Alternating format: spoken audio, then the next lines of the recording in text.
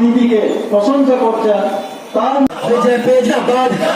আজকে ভারতীয় জনতা পার্টিতে নবাগত জানাই স্বাগতম। আজকে ভারতীয় জনতা পার্টিতে নবাগত জানাই স্বাগতম। আজকে ভারতীয় জনতা পার্টিতে নবাগত জানাই স্বাগতম। বন্দে মাতরম, বন্দে মাতরম।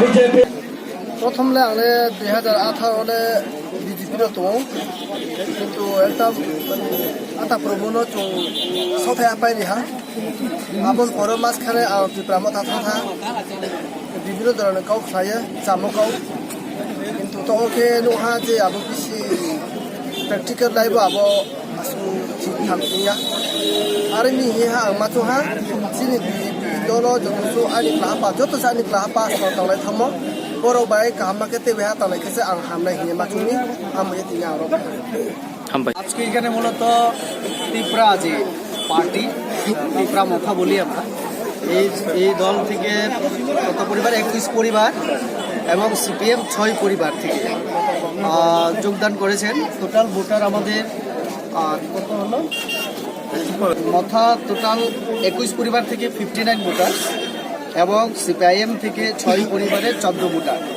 আমাদের দলে যোগদান করেছেন। বাকি আপনার প্রশ্ন ছিল অন্যান্যদের প্রতি আমাদের কি বার্তা থাকবে। দেখুন, আমরা সবাইকে নিয়ে চলার চেষ্টা করি, সবকা সাথ সবকা বিকাশ সবকা বিশ্বাস এবং সবকা প্রয়াস। আমরা সবাই মিলে যদি প্রয়াস করি ত্রিপুরাকে একটা সুন্দর ত্রিপুরা হিসেবে আমরা গড়ে তুলতে পারব। কাজেই বিচ্ছিন্নভাবে না থেকে আমাদের জাতীয় দল এটা একটা বড় বিশ্বের সব থেকে বৃহত্তম দল। এই দলে আসার জন্য আমি সবাইকে অনুরোধ করব, কারণ এই দলটাই পারবে একমাত্র এই ত্রিপুরাকে কিছু করার জন্য, উন্নয়ন করার জন্য। আমাদের প্রধানমন্ত্রী হীরার কথা বলেছিলেন নির্বাচনের আগে, এই হীরা আমরা এখন পাচ্ছি। হাইওয়ে থেকে শুরু করে, ইন্টারনেট থেকে শুরু করে, রেল থেকে শুরু করে, এয়ারওয়েজ থেকে শুরু করে সব পাচ্ছি আমরা।